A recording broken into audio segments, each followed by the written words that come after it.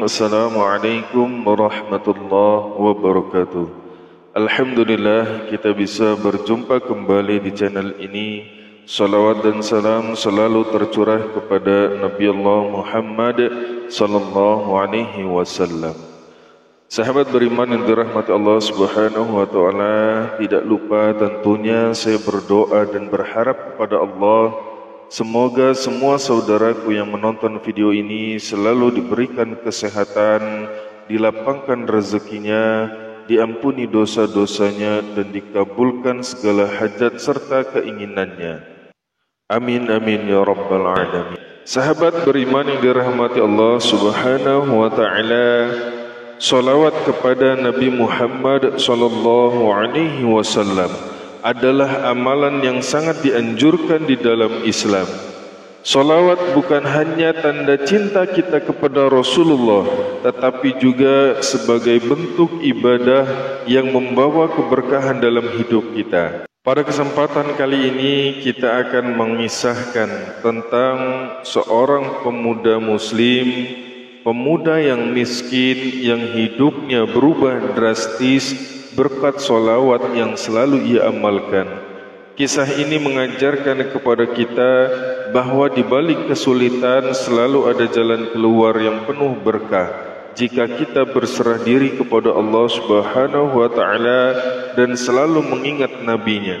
Sahabat beriman yang dirahmati Allah Subhanahu wa taala, di sebuah desa kecil yang jauh dari hiruk pikuk kota, hiduplah seorang pemuda yang bernama Ahmad.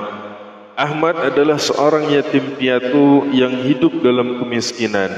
Sehari-harinya ia bekerja serabutan, mengambil apa saja pekerjaan yang bisa ia temukan untuk sekedar menyambung hidupnya.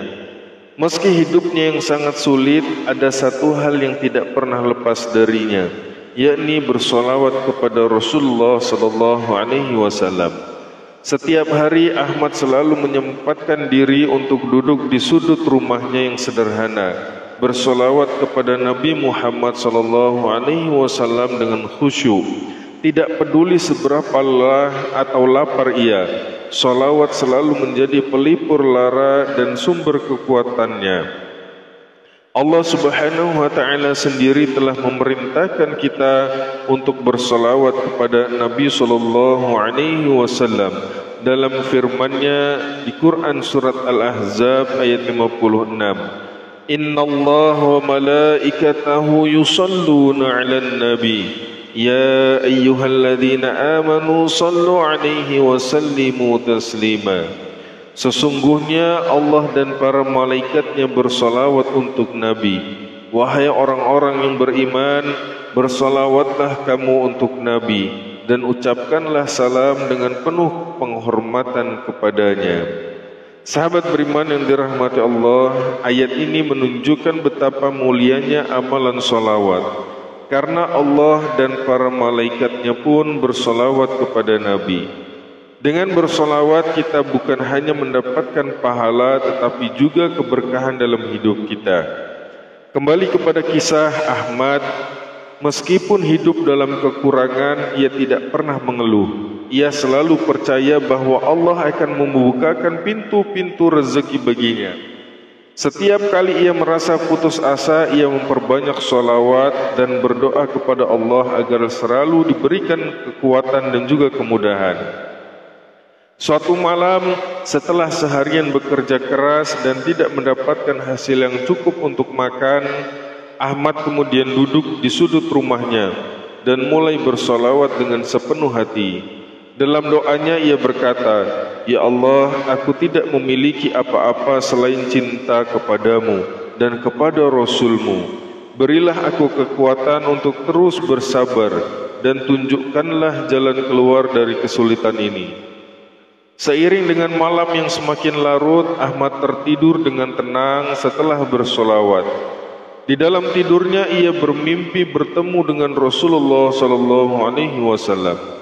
Dalam mimpinya Rasulullah tersenyum kepadanya dan berkata, "Janganlah engkau bersedih Ahmad, solawatmu telah sampai kepadaku dan aku memohon kepada Allah agar hidupmu dipenuhi dengan keberkahan." Kemudian Ahmad terbangun dengan hati yang penuh rasa syukur dan keyakinan bahwa pertolongan Allah akan segera datang. Rasulullah SAW pernah bersabda, barang siapa yang bersolawat kepadaku 1 kali, maka Allah akan bersolawat kepadanya 10 kali. Hadis riwayat Muslim.